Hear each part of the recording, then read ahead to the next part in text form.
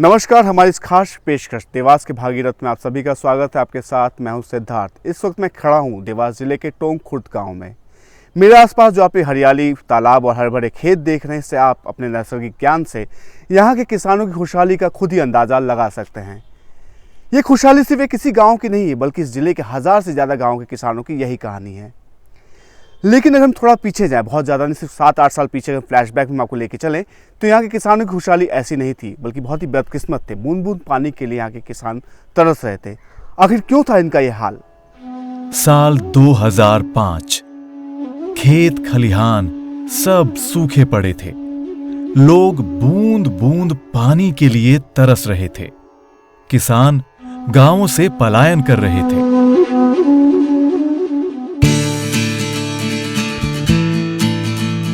लेकिन ये वक्त था टर्निंग पॉइंट, जिसने ये साबित किया कि अगर हौसला बुलंद हो, इरादे नेक हों, तो कामयाबी कदम चूमेगी। हमारी ये रिपोर्ट देवास के उन सैकड़ों हजारों किसानों के अदम्य साहस, संघर्ष और मजबूत इरादों को समर्पित है, जिन्होंने भागीरथ की तरह अपना पसीना बहाकर तालाबों में गंगा को ठहरने को मजबूर कर दिया। गंगा से हमारा मतलब उन निर्मल आसमानी बूंदों से है जो चंद रोज ही बरसती हैं, वरना गंगोत्री से निकलने वाली गंगा को तो हम कब से मैला कर रहे हैं।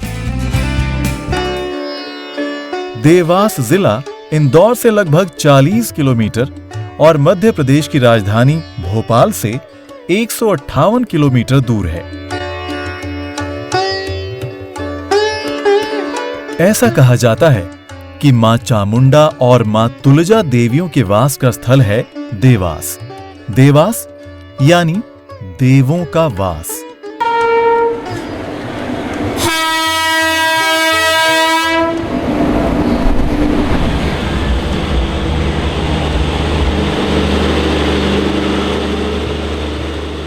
अगर हम इस शहर का इतिहास देखें तो 17वीं सदी में इस शहर को शिवाजी के सेनापति साबू सिंह पंवाज ने बसाया। महाकवि चंदर बरदाई ने अपनी किताब पृथ्वी राज रासों में इस शहर का जिक्र किया था।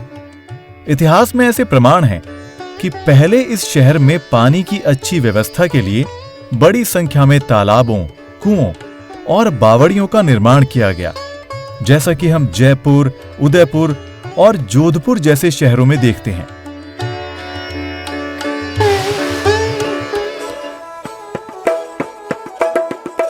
यहां एक बात और बता देना चाहूंगा, यहां ज्यादातर बसाहट ऐसे लोगों की है जो राजस्थान में पानी के संकट के कारण वहां से पलायन करके यहां आए थे और फिर यहीं के होकर रह गए। लेकिन बढ़ती आबादी, शहरीकरण, मकान, कारखानों ने इन लोगों को फिर एक बार सूखे की कगार पर लाकर खड़ा कर दिया। और इस बार स्थिति कहीं ज्यादा भयावह थी, क्योंकि संकट अस्तित्व का था और गांव और शहरों के खाली होने तक की खबरें आने लगीं।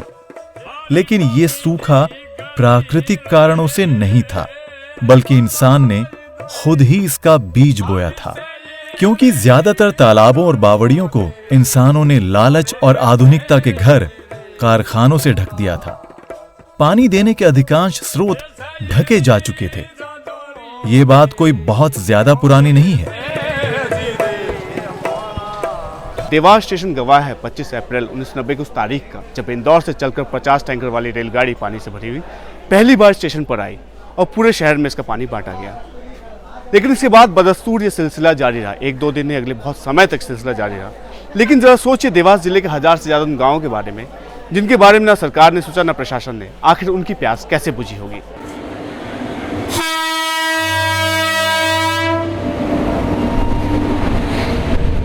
कितनी अजीब बात है, जिस शहर में पानी की कोई कमी नहीं, वहां अगले कुछ सालों तक रेल से पानी लाया जाता था और बांटा जाता था।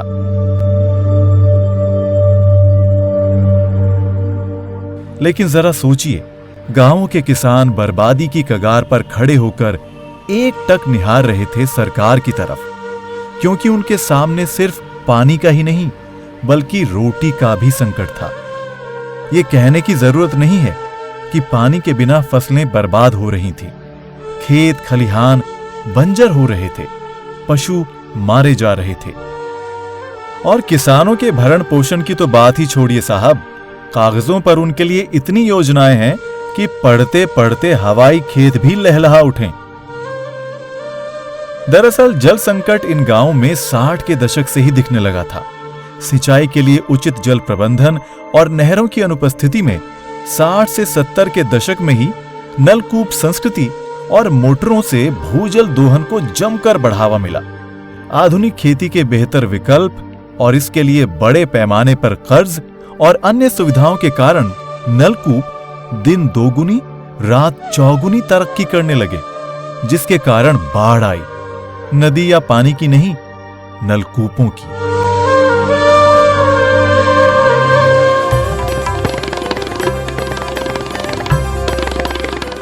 एक तरफ बड़े और रसूखदार किसानों के खेत लहलहा रहे थे, वहीं दूसरी तरफ साधन विहीन किसानों के कुओं से भी पानी नदारद हो रहा था। लेकिन खुशहाली की ये कृत्रिम तस्वीर ज्यादा दिन कायम नहीं रह पाई। 60 से 70 फुट गहराई पर मिलने वाला पानी 10 से 20 सालों में ही 700 फुट नीचे तक पहुंच गया। नतीजा, हर एक किसान को साल दर साल नए नए नलकूप खोदने को मजबूर होना पड़ता था। हर एक गांव में 500 से लेकर 1000 नलकूप थे, जो किसानों की कुल संख्या से भी कहीं अधिक था। और दूसरी तरफ नए नए नलकूपों की गहरी होती खुदाई से किसानों का कर्ज भी गहराता चला गया। अगर हम भूजल स्तर का आकलन करें तो ये भौगोलिक परिस्थितियों पर भी बहुत हद तक निर्भर करता है। इसका खारापन, लवण, खनिज, ये सब विभिन्न परतों में बटे हुए हैं। लेकिन एक निश्चित मात्रा से नीचे जाने पर ऐसे खनिज भी पानी के साथ आने लगते हैं जो स्वास्थ्य या किसानी की दृष्टि से अच्छे नहीं कहे जा सकते। संभव है कि निश्चित गहराई से नीचे का पानी आपके खेतों को बंजर कर दे, और इस सब का नतीजा बेहद नकारात्मक हुआ। हमने पहले एक होल लगाया, होल में जो पानी निकला तो उसमें क्या 5-4 घड़े भरे, जब तक तो मीठा पानी, उसके बाद में कुछ मौला पानी, उसके बाद में ऐसा पानी मिला कि जो मुंह में कड़वा लग रहा था। हमने उससे 2 साल तक खेती करी। उसके बाद में मोटर जब बिगड़ गई तो उसको निकाला, और पाइप लाइन को जब निकाली और नीचे डाली तो उसमें से जैसे कप-बसी के टुकड़े फूटे हुए निकलते हैं ना, ऐसे पाइप में से गिरे। तो पाइप भी ख़त्म कर देता वो पानी, और बहुत ख़राब पानी था, इसलिए उसको भी बंद किया। लगातार हो रहे जल दोहन, बर्बाद हो रहे खेतों के कारण 1970 से 90 के दशक में किसानों ने खेती कम और जमीन बेचने का काम कहीं ज्यादा किया। 90 का दशक आते आते पीने के पानी के भी लाले पड़ने लगे। देवास के कलमा, टोंकला, धतुरिया, नेपानिया, गोरखा, पारलिया, इन जैसे असंख्य गांवों के किसानों के लिए खेती अब बीते कल की बात थी, और अगर होती भी थी तो बहुत ही कम, क्योंकि यहां पर औसत वार्षिक वर्षा लगभग 900 mm है, जो राष्ट्रीय औसत से भी कम है। और अब बारिश ही एकमात्र सहारा थी, किसानों का और सरकार का भी। सन 2006 में भारतीय प्रशासनिक सेवा के अधिकारी उमाकांत उमराव की नियुक्ति हुई देवास जिले के कलेक्टर के रूप में, और वे भी किसी सार्थक हल की तलाश में थे। हालांकि उनके दिमाग में रालेगण सिद्धि का वाटर मॉड्यूल था, जहां किसानों ने सामूहिक प्रयास से तालाबों का निर्माण करके पानी की समस्या से निजात पाई थी। लेकिन यह फॉर्मूला शायद देवास की सामाजिक और आर्थिक परिस्थितियों के अनुकूल नहीं था। तो आखिर उपाय क्या था? तालाब और बावड़ियां भारतीय परंपरा और संस्कृति का अहम हिस्सा रहे हैं, लेकिन अफसोस खेती के आधुनिक तौर तरीकों के इस्तेमाल में हमने तालाबों को हाशिए पर डाल दिया है।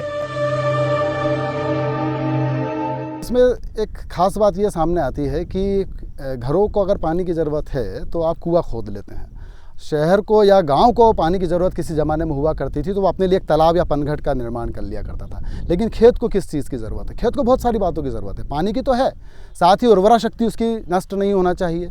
उर्वरा शक्ति का मतलब उसके जो बैक्टीरिया ज़रूरी हैं, जो खनिज तत्व उसको ज़रूरी हैं, वो उसके लिए ज़रूरी होना चाहिए। तो हमने जो शोध किया उसमें सबसे ज़्यादा ख़ास मुद्दा मुझे यही लगा कि जो बैक्टीरिया जिसकी ज़रूरत होती है, क्योंकि जो कुएँ होते हैं उसके अंदर आप 20 से 30 फीट या 40 फीट नीचे जाके पानी लेते हैं, माना जाता है कि वो पानी शुद्ध होता है, यानी उसमें बैक्टीरियाज नहीं होते। लेकिन जो धरातल पे पानी होता है वो जो एक पट्टी होती है उसके अंदर बैक्टीरियाज बहुतायत में होते हैं। खेतों में जो वेस्ट जाता है, जानवरों का वेस्ट जाता है या अन्य मौसमी कारणों से जो वेस्ट जाता है, वो कहीं ना कहीं सड़ता है, खाद की शक्ल रहता है और छोटी छोटी नालियों के माध्यम से वो जो खेत का जो तालाब है वहाँ जाकर एकत्रित हो जाता है।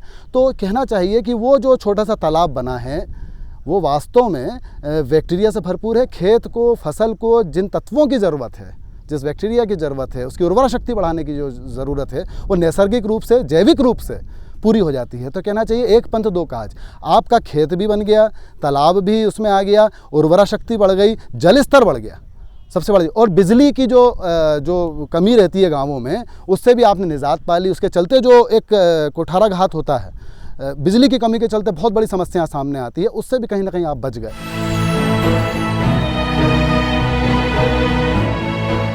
तत्कालीन कलेक्टर उमाकांत उमराव ने जल संकट के उपायों पर चर्चा के लिए किसानों की सभा बुलाई और अपनी योजना में सबसे पहले बड़े किसानों को जोड़ने की पहल की। उन्होंने इस संकट से निपटने के लिए आमतौर पर जल बचाओ जैसे पारंपरिक जुमले की तरह पानी में निवेश का मॉडल किसानों को बताया, लेकिन पानी में निवेश यानी पानी का बिजनेस मॉडल। ये समस्या पूरे ज़िले की थी और बल्कि ज़िले की नहीं, इस पूरे क्षेत्र की ही समस्या थी। तो मुझे एक ऐसे मॉडल की तलाश थी जो स्वयं से एडॉप्ट किया जा सके, सेल्फ रेप्लिकेबल होना चाहिए। मुझे ये समझ में आया कि जो पूरे देश में मॉडल्स अपनाए जा रहे हैं ज़्यादातर वो व्यक्तित्व आधारित हैं, किसी व्यक्तित्व के आधार पे उनकी स्वीकार्यता है। मैं एक ऐसे मॉडल की तलाश पे था जो मेनली लाभ के आधार पे हो। तो यहाँ जो मॉडल हम लोगों ने अपनाया है वो दरअसल जल संरक्षण का एक बिजनेस मॉडल है जो सेल्फ रेप्लिकेबल है, प्रॉफिटेबल है और इन्वायरमेंटली और इकोलॉजिकली सस्टेनेबल मॉडल है। वो एक ऐसा मॉडल है जिसमें इन्वेस्टमेंट करना एक लाभ का इन्वेस्टमेंट है और वो इकोनॉमिकली वायबल मॉडल है। और शायद यही कारण है कि इसकी जो स्वीकार्यता है और फैलाव है वो बिना किसी सीमा के अपने आप तेज़ी से फैलता रहा है और अभी भी उसी गति से फैल रहा है। किसानों को समझाना इतना आसान नहीं था क्योंकि ये काफी महंगा सौदा था, किसानों के लिए भी और उमाकांत उमराव के लिए भी। कहीं भी थोड़ी सी भी भूल चूक किसानों की बदतर स्थिति को आत्महत्या की तरफ धकेल सकती थी। लेकिन पहल तो कहीं ना कहीं से करनी ही थी।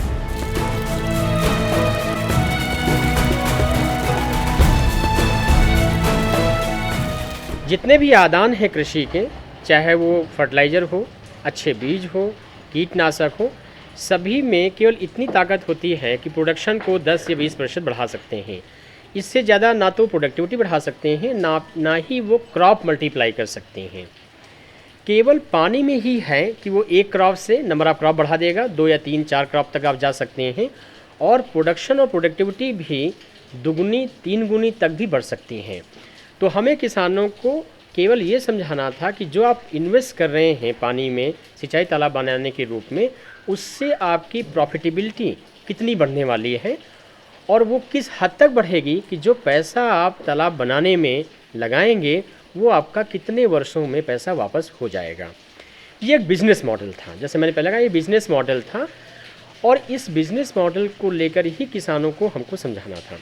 अच्छी बात ये थी कि इसकी जो गणना है वो इतनी साधारण है कि हर किसान को समझ में आती है। एक आम किसान को शायद एक पढ़े लिखे किसान से ज़्यादा समझ में आती है।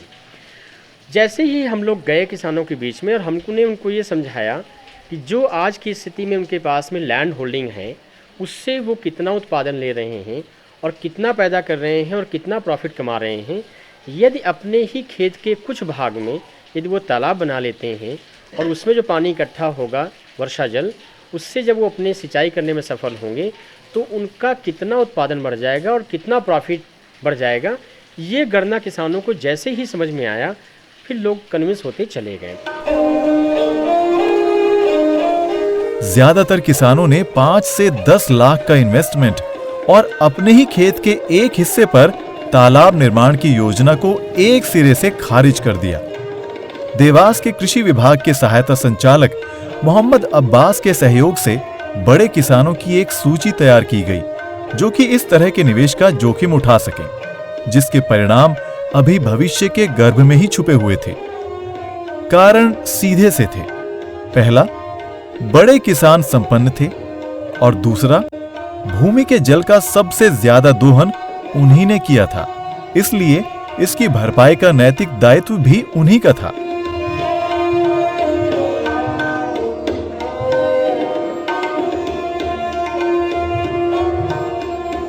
निपानिया गांव के पोप सिंह एक बड़े किसान हैं।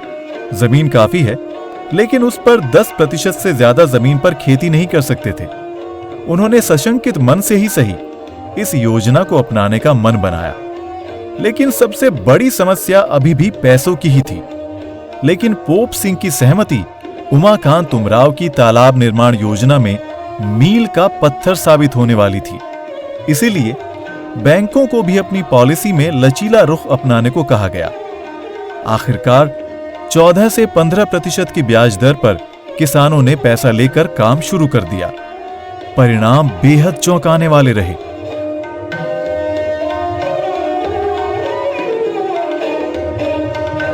पहले मेरी ज़मीन में सूखा था, कोई पानी का साधन नहीं था।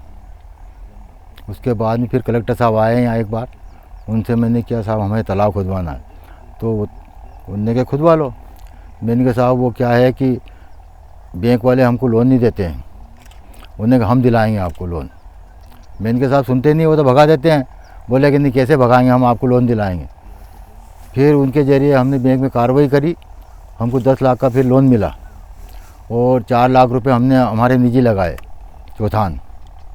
उसके बाद 10 लाख रुपए मिले हमें। उसके बाद में ये काम चालू हो गया और ये तालाब बन गया। पहले तो हमें ट्यूबवेल थे हमारे पास में, तो हम 10-20 बीघे में कवर करते थे। अब हमारी सारी ज़मीन सिंचित हो जाती है, 101 बीघे करीब में।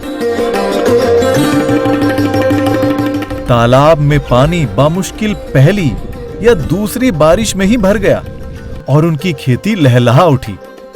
जो बैंक उन्हें कल तक कर्ज देने में आनाकानी कर रहे थे, अब उनके आगे पीछे घूम रहे थे, क्योंकि बैंक का कर्ज उन्होंने जल्दी ही लौटा दिया था और अब अपने खेतों से एक नहीं बल्कि 3 फसलें ले रहे थे।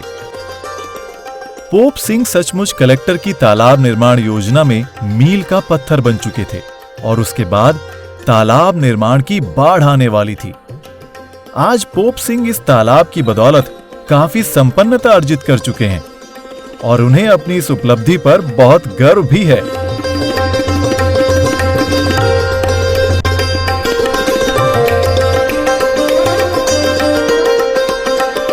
टोंककला गांव के ही हैं किसान प्रेम सिंह। बरसों पहले कृषि विभाग से रिटायर हुए हैं।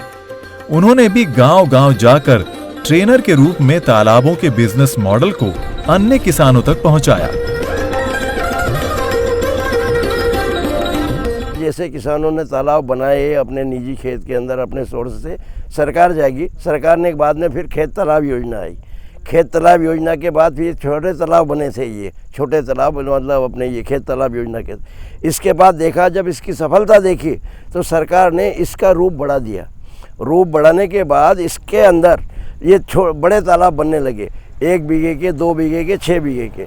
तो हम जैसे मेरे जैसे किसान जो कि ये देखा कि ये छोटे तालाब, तो हमने एक नारा दिया था यहाँ अपनी ज़मीन के अंदर 1/10 के हिस्से के अंदर तालाब बनाओ, 1/10 मैंने 10 बीघा ज़मीन है तो 1 बीघे का तालाब बनाओ। और उसकी तरह से ये नारा हमने पूरे ज़िले के अंदर दिया और उसको किसानों ने माना। और ये 1 बीघा ज़मीन जो तालाब बना रहे थे, ये तालाब ज़मीन की बर्बादी नहीं, एक बिना जो 9 बीघा ज़मीन बची थी, ये 9 बीघे से और डबल ज़मीन हो गई उस किसान की, क्योंकि ये 2 फसल होने लगी तालाब से। देवास जिले में तालाब निर्माण की इस योजना को भागीरथ कृषक योजना नाम दिया गया। किसानों को जल बचाओ लाभ कमाओ का संदेश दिया गया है। उमाकांत उमराव जैसे दृढ़ निश्चयी कलेक्टर, मोहम्मद अब्बास और अन्य कृषि ट्रेनरों की अगुवाई में टीम गांव-गांव जाती और किसानों को अपनी जमीन के 10वें हिस्से पर तालाब बनाने की अहमियत समझाती।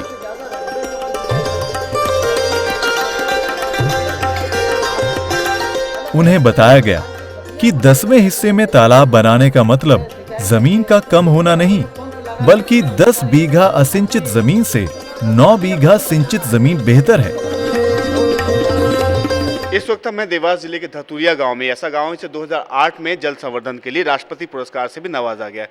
ये एक ऐसा गांव है जहां 150 परिवारों के पास, हर एक के पास अपना एक पर्सनल तालाब है।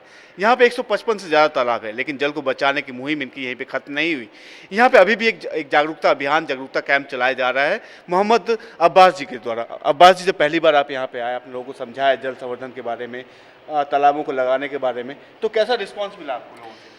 सर्वप्रथम जब हम ग्राम धतूरिया में आए तो यहाँ स्थिति ये थी कि यहाँ लोगों को पीने के लिए पानी नहीं मिल पाता था। यहाँ जो मवेशी पालते थे उसको समुचित पानी नहीं मिल पाता था, उनको खिलाने के लिए जो है पशु चारा नहीं मिलता था, और दूर दराज से जो है लोग पानी पीने के लिए यहाँ जो है लाते थे। बड़ी समस्याएं थी, मगर लोगों को पानी का जब अर्थशास्त्र बताया गया, एक दो किसान इस गांव में ऐसे भी थे जिन्होंने पूर्व में तालाब बनाए थे, और उनके उदाहरण दे करके उनको बताया गया पानी का अर्थशास्त्र, पानी का मोल पहचानिए। यदि पानी आपके पास में इकट्ठा हो जाता, तालाब बनाते हैं, तो ज़मीन की वैल्यू 2 गुना बढ़ जाती है, और जब आप पैदा हो जाएगा तो निश्चित रूप से जो आप लोन लेंगे वो भी देंगे, साथ में एफडी भी जमा कराएंगे। तो इस प्रकार जो किसानों को समझाया गया, इसी प्रकार बैंकों को समझाया गया, तो बैंकर्स ने इनको लोन भी दिया है, यहाँ कैंप लगा के दिया, और हमारे किसान भाइयों ने कुछ बैंक से लिया, कुछ जेब से लगाया।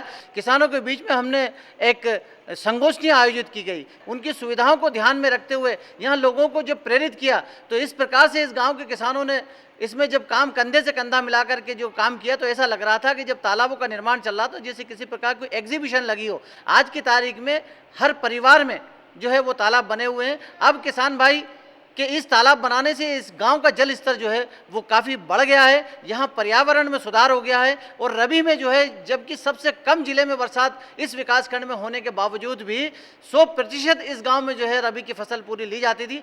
अब रुझान जो है गेहूं और चने की हाई यील्डिंग वेराइटियों को बोना ही नहीं है, बल्कि उद्यानिकी की फसल को लगा के हाईटेक खेती करना है।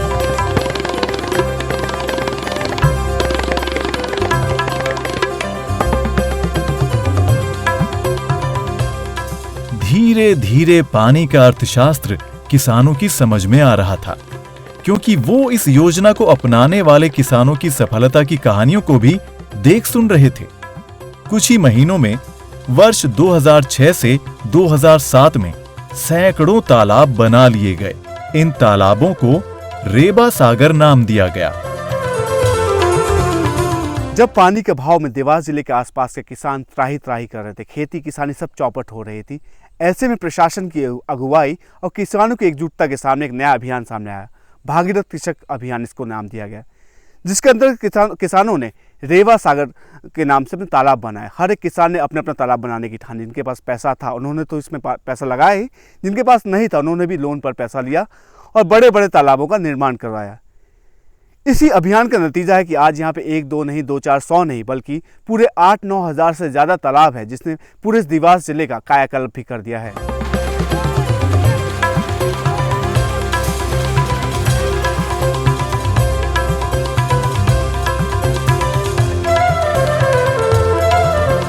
तालाब बनने से जो विकास हुआ है, जो समृद्धि आई है, इसका उदाहरण आप जहाँ बैठे ये दिख रहा है। ये मकान, ये गाड़ियाँ, ये मंदिर, ये सारे जो है देन तालाब की है। हमने जो देखा है तालाब बनाने के बाद में, जैसे 10 बीघे पे 1 बीघे का तालाब बनाया, 20 बीघे पे 2 बीघे का बनाया। पहले एक खेती होती थी, एक फसल होती थी, उससे उत्पादन उतना मिलता था, लाभ कम मिलता था।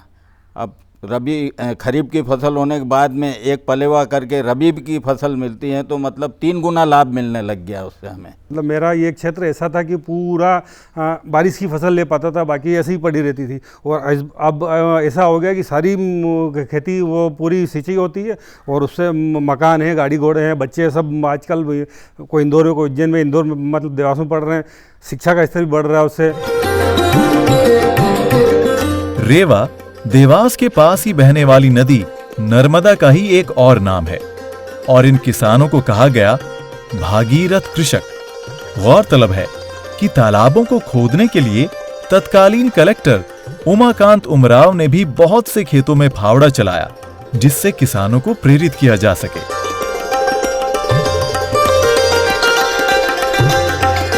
देवास ज़िले में खासकर उस समय जो तत्कालीन कलेक्टर उमाकांत उमराव रहे, उन्होंने एक मॉडल सामने रखा कि आपका खेत, आपका पानी, आपका तालाब।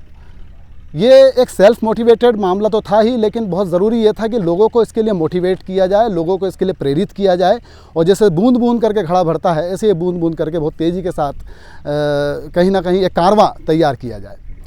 और ये बात समझ में आती है कि ये इसने बहुत जल्दी से एक स्किल्स का निश्चित तौर पर प्रशासन को इसका क्रेडिट दिया जाना चाहिए कि प्रशासन यदि कोई चीज़ को हाथ में ले लेता है और जनता के साथ जुड़ जाता है, खासकर किसानों के साथ जुड़ जाता है, तो एक तरह से ज़रूरी ईंधन जो इंजन को चाहिए होता है उसका काम करता है। तो यहाँ पर तालाबों को लेकर जो फ़ायदे बतलाए, ये माना जाना चाहिए कि किसानों ने इसको हाथों हाथ लिया। और आज ये है कि टोंक खुर्द ब्लॉक एक छोटा सा ब्लॉक है, यहाँ 6,500 के लगभग तालाब, खेत तालाब बन जाना निश्चित तौर पर ये एक प्रेरणा है, एक उदाहरण है। पूरे देश के लिए मैं मानता हूँ कि एक उदाहरण का काम करता है।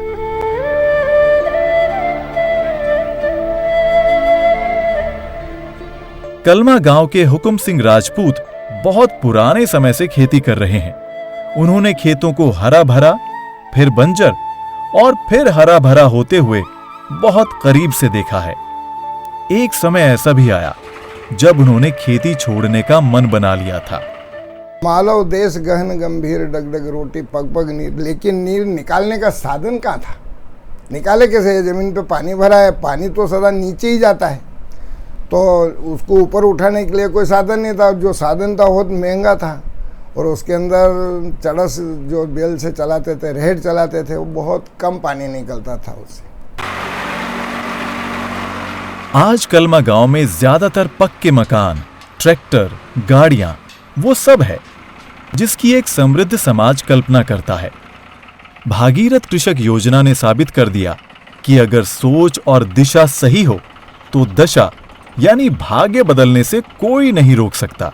1.5 हेक्टेयर जमीन जो है उसमें पहले सिर्फ 4-5-6 कुंटल अनाज से ज़्यादा होता नहीं था, और आज उसमें वो जो पहले होता था वो तो होता ही है। इसके अलावा जब पानी फेरते हैं तो कम से कम 120 कुंटल के करीब गेहूँ बढ़ गए, और उस तालाब की ही देने। और वो 8 बीघे में एक तालाब जो करीब 1 बीघे में बनता है या 1 बीघे के करीब बनता है, वो उसको डेवलप कर देता है, उतना पानी उसके अंदर पूर्ति हो जाती है।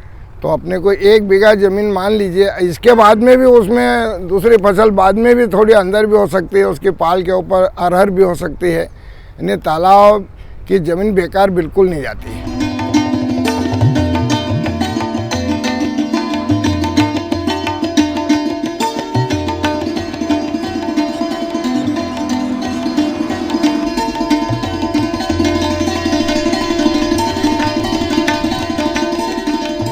आज टोंक कला खुर्द तहसील के आसपास लगभग सभी सुविधाएं मौजूद हैं। पैसा आने से इनका जीवन स्तर भी बदला है। यहाँ बड़ी संख्या में ईंट फैक्ट्री, कारखाने, स्कूल सब खुल गए हैं। ज्यादातर किसानों के बच्चे प्राइवेट स्कूल में पढ़ रहे हैं। टोंक खुर्द में लगभग प्राइवेट विद्यालय 10 से 15 विद्यालय हैं, क्योंकि पूर्व में हमने देखा था जब मैंने 2003 में यहाँ पर चालू करा, तब विद्यालय बिल्कुल नहीं के बराबर थे प्राइवेट, और जो किसान के पास में कोई इनकम नहीं थी, इस कारण से वो प्राइवेट विद्यालय में भेजना नहीं चाहते थे। लेकिन आज देखते हैं हम सभी के घर पक्के बने हुए हैं, सभी के घर टीवी हैं, सभी भौतिक सुख सुविधाएं संपन्न हैं। इसके बाद वो अपने बच्चों को अच्छी से अच्छी शिक्षा दिलाने के लिए गांव के बाहर और हमारे जैसे कस्बे में भेजते हैं, और उससे कहीं ना कहीं जो प्रोग्रेस हुई है गाँव में, उससे कहीं ना कहीं हमारा भी फायदा होता है। बड़े किसानों के तालाब निर्माण का असर छोटे किसानों पर भी पड़ा।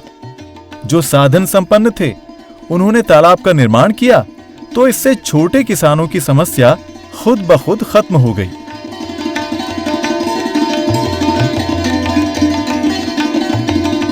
भागीरथ कृषक अभियान के महत्व को बड़े बड़े किसानों ने समझा और तालाबों को अपने बड़े बड़े खेतों में बनवाया भी।